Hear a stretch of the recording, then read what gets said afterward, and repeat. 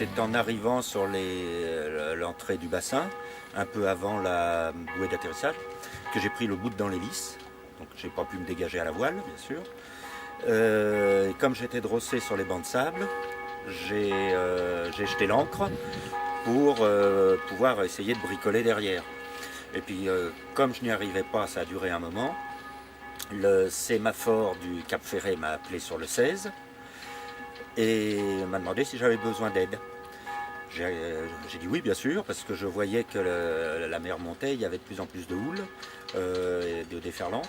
Quand la SNSM m'a appelé en me disant qu'il sortait des passes, j'ai fait l'erreur de vouloir aller à l'avant préparer une haussière. Et pour aller vite, j'ai pas pris le temps de m'attacher. Voilà, à ce moment-là, il y a une grosse vague qui est arrivée et qui m'a jeté à l'eau. Bon, le gilet s'est gonflé aussitôt, bien sûr, heureusement. Mais comme il y avait du courant, je n'ai jamais pu regagner le bateau. C'est là que j'ai vu tout de suite qu'il y avait un problème du fait qu'il n'y avait pas de sangle sous-cutale. J'étais obligé de retenir le gilet avec les mains pour éviter que la tête soit dans le clapot et d'avaler de l'eau.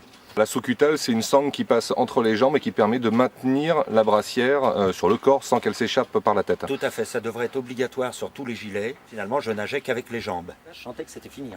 Je me sentais partir complètement. Je m'endormais. Au bout de 3 heures, un plaisancier qui sortait passait pas très loin et j'ai pu l'appeler. J'ai d'abord sifflé et il n'a rien entendu. Et les sifflets ne sont pas assez puissants. J'ai vu ce bateau qui allait passer pas loin, j'ai hurlé. Donc là, j'ai eu vraiment beaucoup de chance. Et en plus, il y avait un médecin à bord du bateau, du plaisancier, donc qui a su tout de suite ce qu'il fallait faire. Quand je suis arrivé à l'hôpital, j'étais à 28,2. Je pense que j'aurais pas tenu même pas 10 minutes de plus. 5 minutes, je suis même pas sûr. Je sentais que je partais. Je faisais l'erreur que beaucoup de gens font, c'est de ne le mettre que quand il fait mauvais temps.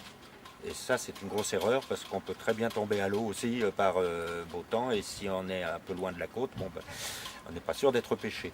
Par mauvais temps, j'imposais à mes équipiers de le mettre et je le mettais moi-même. Surtout que ces nouveaux gilets gonflants ne sont absolument pas gênants. Donc c'est de la bêtise de ne pas les mettre. Maintenant, même par beau temps, je le mettrai toujours.